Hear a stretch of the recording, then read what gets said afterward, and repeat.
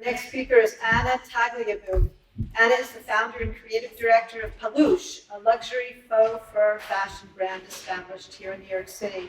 Anna was born in Milan, and she used to work for Fendi and Prada before she saw the light and opened her own fur-free clothing line. Welcome. Hi, so my name is Anna Tagliabue. I am the fashion director of Pelush and designer. People think that it's a big production, but it's actually I do everything by myself. And we are in this big mess with fashion because fur is fashion. So I come from the other side of it. I used to work for the Fendi family when I first came to this country in my early 20s. In my early 20s I came and I worked for the Fendi family for 8 years. So I also come from the other side of it. And while I was there, I was never comfortable working with furs because I knew what was behind it. But I didn't really make the connection back then, not the way I made it recently. And so, it was a job and, I was there. But one day, I was working in the fur department and Karl Lagerfeld came up with the first faux fur. And as soon as I saw it, I fell in love with it because I never seen anything like that before. It was so beautiful and so soft and looked exactly like the $45,000 sheared mink that was sitting on the floor. And I said, my goodness, if we can replicate this kind of fabric, why do we need to use real animals to do this? Well, what happened is that our fur back then, fur back then used to be extremely expensive.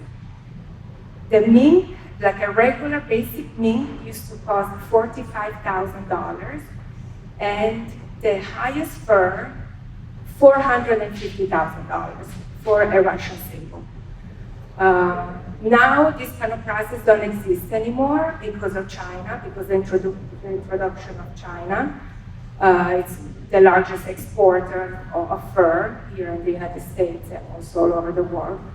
So now real fur is cheap. You can buy a vest for $100, the real fur.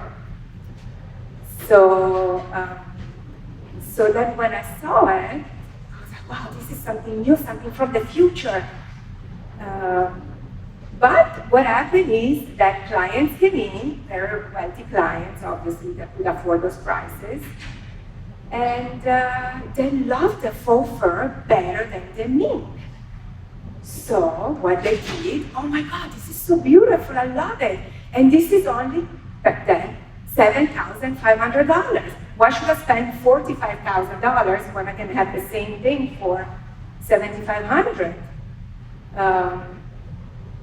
So we lost a couple of sales, so that was a lot of money, $100,000 lost. And the manager immediately wrote to the Fendi family saying, what the heck are we doing? Let's never make this product again. Let's take it out from the floor and never talk about this ever again. Because we just lost 2 sales for total $100,000.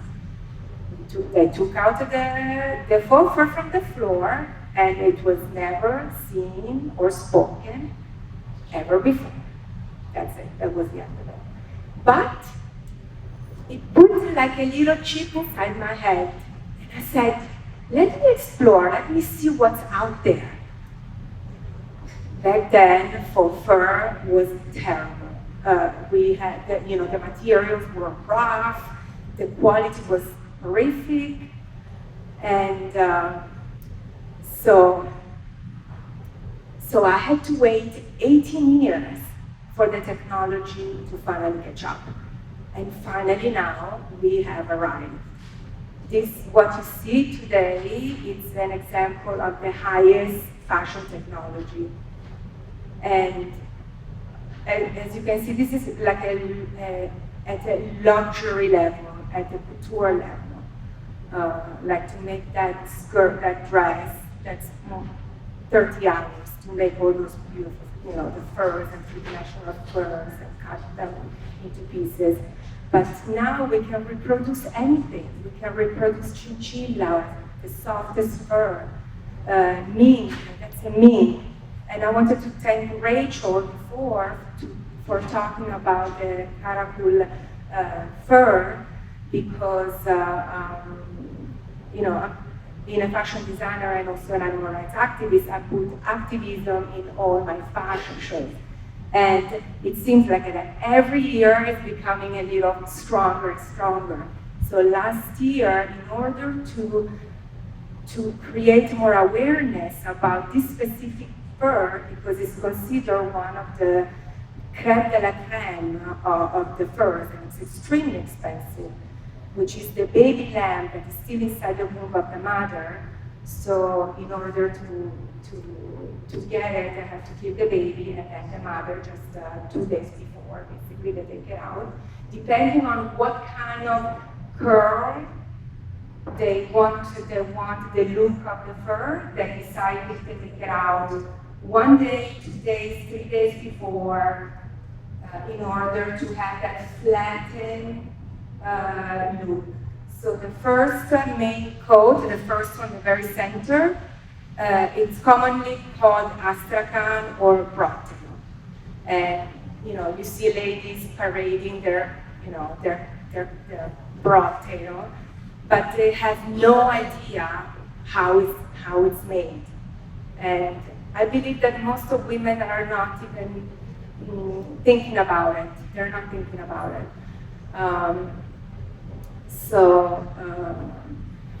So what we see now, this is like a fur revolution. And I call it a revolution, because something like this we've never seen before. This is the highest technology that only 5-6 years ago we didn't have. And every season keeps on getting better and better. And they're coming up with new amazing things that I will tell you towards the end. And so we're going into the right direction. Fashion is going into the right direction, which is sustainability. So everybody's looking to go into that direction. I have problem with fast fashion though, because that's an ecological disaster and we should not promote it or buy it. To make fashion, it's not cheap. To make fashion is expensive. So anytime you buy something cheap, you buy a $30 pair of shoes and $9 pair of pants, you're casting a vote against the environment and also of what's behind, with the children and the people of certain countries. So I'm very against fast fashion. So we need to be more conscious, consumer conscious about that. So fur. Why women are so obsessed with fur? What is that makes women, when they wear a real fur, what is that feeling that they get? So I remember when I was at Fendi, that these women would come, they put on the fur, and immediately they felt, good, they felt glamorous, they felt luxurious. Why? What is it? What is that? It's a tactile experience. It's something that I said when I started this company that I wanted to reproduce. I wanted to recreate a feeling, the same feeling that someone has when has silk, cashmere, fur on it. It gives you a sensation. So I wanted to reproduce the same sensation with the materials that we have available now. And obviously, we need to keep on staying up with the technology because, it's going really fast now, the technology in fashion, which is fantastic, very good news.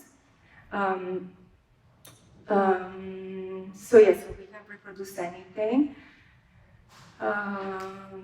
So just a little bit of their examples of the furs. So, for example, the first coat, the black and white, if it was a real coat, there would be, hundreds of animals, probably 150 chinchilla there.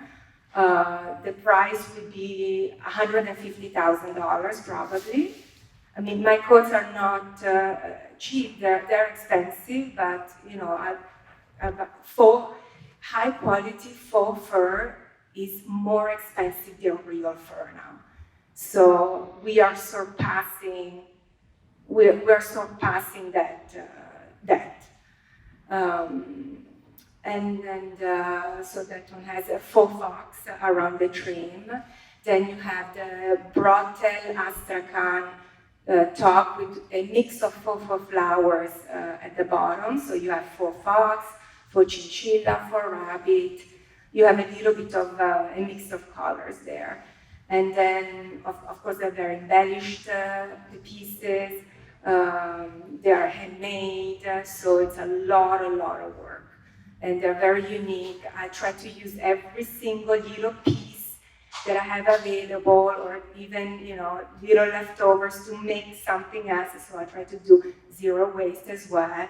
I mean, look at this beautiful couture hat as well. It's like incredible piece. So we want to make responsible fashion. So I think it's very important to buy less, but buy better, buy higher quality things, and stay behind companies that have some ethics and quality, because then it lasts you longer. So I created this revolution. Revolution is a movement that I started 4 years ago, in 2014 when I launched, and it is my manifesto. It's my manifesto, and I want to read what is revolution.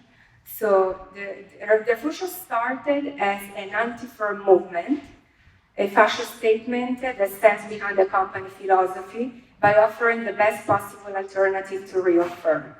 It is the antidote to the fur industry. So if we don't give the consumer a better choice than real fur, women's obsession with ornamentation and fashion is not going to go away. We need to give them something that comparable, actually better. Now we gotta come up with something even better than real fur. So that's very important. Revolution is about compassion and the reconnection to the animals and nature. A revolution of the heart, a new conscious awareness recognizing that animals matter morally, therefore cannot be considered as property, objects, slaves, or machines. Revolution is about change, a commitment to be better human beings by rejecting all exploitation and injustice of non-human animals and human animals alike. Revolution uses activism through fashion to promote veganism as the moral imperative of our time and a cruelty-free lifestyle that is beautiful, luxurious, and glamorous, with dignity and integrity. It's fashion in action. And just 2 days ago, I had my third fashion show. And so I put strong activism each time I have a fashion show. It's very important. We need to shake people's heart. Shake them heart, shake their soul.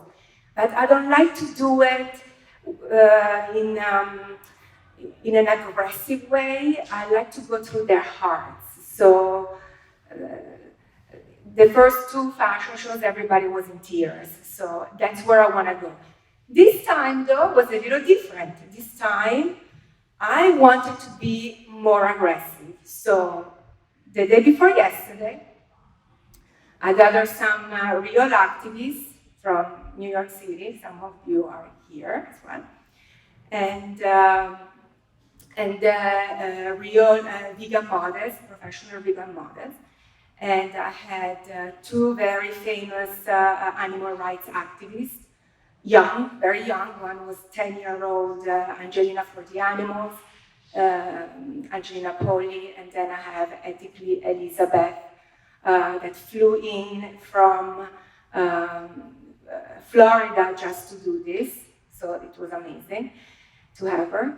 And this time we took the streets of Manhattan during New York Fashion Week to create awareness about fashion, but not only about fur, even though I am very specific on the fur.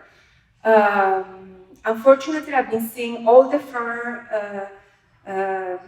companies that are fur-free, that are really not fur-free, because the other day I just went to Michael Kors. What did he have in the window? A huge bright yellow shearling with a calf pony coat. I go inside, it was full of lambs and other animals. So I think now it's time to. I wanted to step it up, one step forward. So I'm like, you know what? This time I'm not going to do only for fur. Let's do the other industries as well. So it's a double win. So this is what happened the day before yesterday. We took over. We went in front of the Marc Jacobs show while he was having his fashion show, and we sent out a very strong message for the fashion. So we start here. Oh, I don't know if the can you hear it? Give me that. You want to talk during? No, I don't want to talk. I could take the microphone and I try to make it screaming our louder. heads off. Yeah.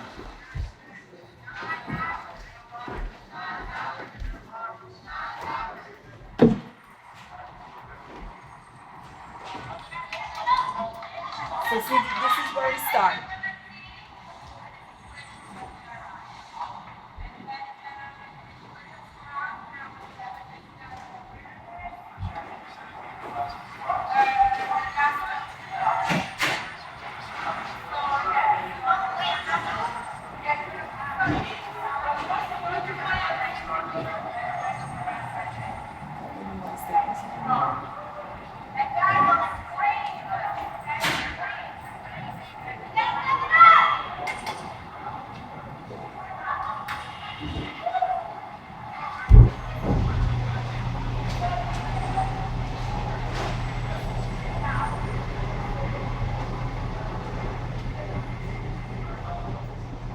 Okay, so as soon as we turn the corner, we're gonna start screaming and chanting. This is the third or fourth time.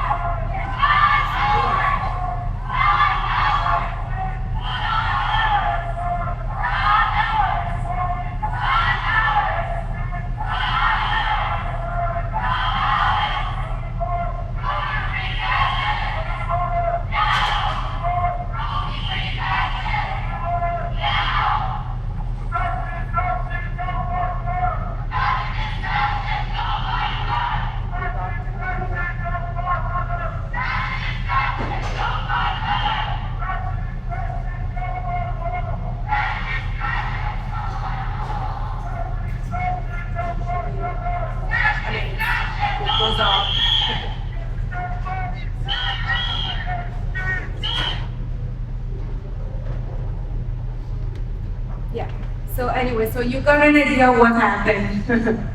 So we were screaming, passion is fashion, don't buy fur, don't buy leather, don't buy wood, don't buy feather. And yeah, we kept on chanting it. And you know, I think this is the first time a fashion designer is confronting all these industries. So it was a very important message that we sent out. So I'm very glad. Sorry, I was so busy that I couldn't write anything or do anything the past days. So then after Fendi, I moved on into Prada. So I went to Prada and I worked for Prada for 13 years. I was the personal shopper and stylist on the Madison Avenue store, which is what back then it was probably the number one store who did the biggest numbers in the world because of the location that we were, 10021, the zip code. That's where the 1% lives. And it was a great experience, a great company, because and I'm surprised that they're still not they didn't go for fur, because they're such an innovative company that them above others, they should have gone before others, because their philosophy is tradition with innovation. So they came out with such amazing innovative products and ideas that to still use fur is not acceptable. I think the company has stirred down in different directions in the past 6 years. I hope, they're going to change very soon. So while I was there, after 13 years, I decided, you know what? I think the technology is here now. Why nobody is doing it? Why nobody's doing it at the high level, at the high standard? I see, simple faux furs, but I don't see anything that I want to buy, or just very boring and just very boring. And also the quality wasn't fantastic. So let me see if now we have arrived. So I did a market research, and I went to Paris to the biggest trade show, and that's where I saw that all the technology was there. So I said, you know what? If nobody's gonna do it, I'm gonna do it. I have to do it.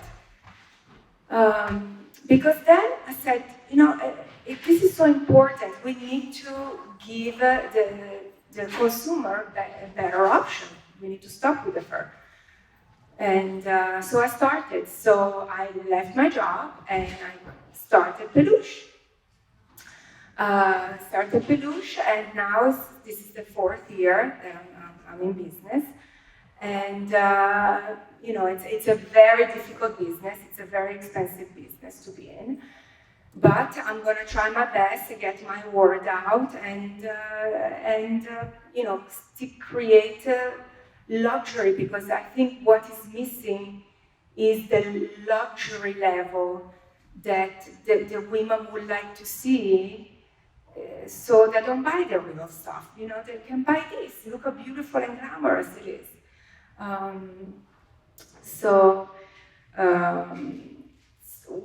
Okay, I want to talk about the faux fur innovation, which only last year it didn't exist. That's another step forward. So beginning this year and next year, faux fur is now can be recyclable.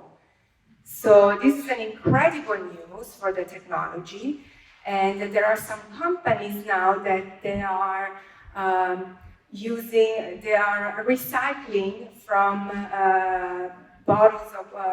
plastic bottles of water, making them into a thread, and they become faux furs. And after, if you don't want it anymore, they are starting with a recycling program. So this is fantastic. This is something that didn't exist before. They're starting doing more natural dyes. So the whole industry, the whole fashion industry is really moving at the speed of light. And this is what we need to do. We need to move fast.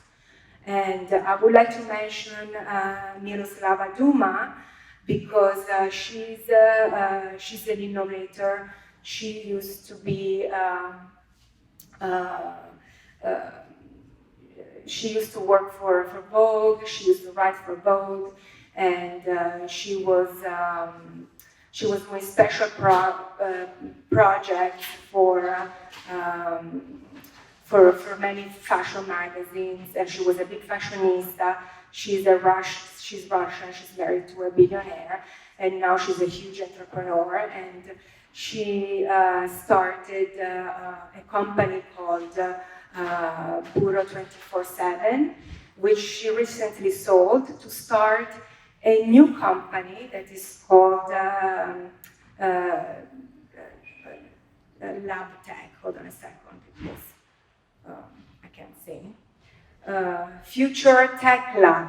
She just started it last year, and it's a platform for fashion, and it's an acceleration in new fashion technology, textile and nanotechnology. So she's putting all her money in nanotechnology.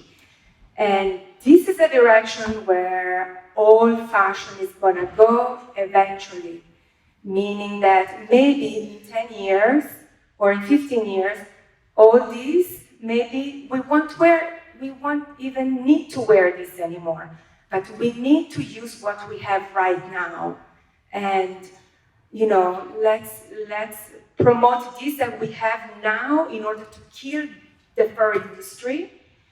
And then after we are going to move into other technological fabrics, because the future of fabric is nanotechnology, and therefore in the future we will need to wear something so light all the year round that is going to take your own temperature, whatever you're comfortable with, the outside and the inside, and make you comfortable all the time. And we wouldn't even need to wear heavy coats, layers, because the nanotechnology is going to change, you know, everything. So this is something that is happening right now, and tomorrow I'm flying to Paris to the biggest trade show. And this year they're having a huge pavilion on sustainability and all the fashion technology, new fabrics, and everybody's going to be there, and everybody's focusing on this because it's very important, since fashion is an ecological disaster. So we need to change fashion from every single textile, cotton as well, for example, it's a huge environmental disaster. So we are moving forward into the right direction. So that's very, very exciting. But yes, always keep on, you know, don't be stuck in one thing, always move forward to see what's new, what's coming, what can we do. One thing that is worrying me is one thing that she's also founding. And this is the only thing that is worrying me if we don't stop promoting this as fast as possible. And it's called biofur. So they're taking stem cells from real fur and making real fur. If this one comes out, if this comes out now, it's going to be a disaster, because then you won't be able to recognize which one is bio, which one is cruelty. So I'm very against it. I don't want this to happen. They're still in the beginning. It's a company in San Francisco doing it. They're trying, but I really hope that they're not going to succeed, because otherwise China is going to be all over this, and we are not going to be able to understand anymore what is happening, what is what. So we need transparency. We need this product first to move forward, kill the fur industry, which I think their days are numbered. But we need to create better fashion. Better fashion. We want the consumer that buys real fur not to buy that because it's not cool anymore. And it's not that, as Gucci said, we don't do it because it's not fashion. It's not because it's not fashion, it's because it's wrong. It's wrong, it's cruel, we shouldn't do it, we should not have done it in years. And therefore, let's just stop it. and let's just move forward with that. So,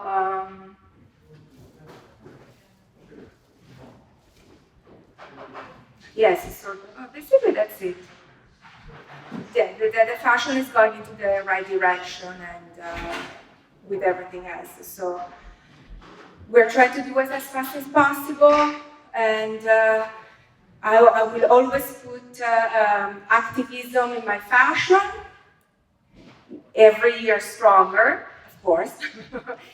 So let's see what next year is gonna bring. But it's very important to be active for sure in fashion, in the food, and I hope also, because everybody's talking about food and veganism in food, we are concentrating a lot into the food. In the meantime, the vegan fashion, we're still in the Middle Ages. We have so much work to do when it comes to beautiful vegan fashion of quality. Everything is kind of cheap and blah. We really need to step it up. So we need to invest more in vegan fashion, in cruelty-free fashion. Thank you so much, everybody. Thank you.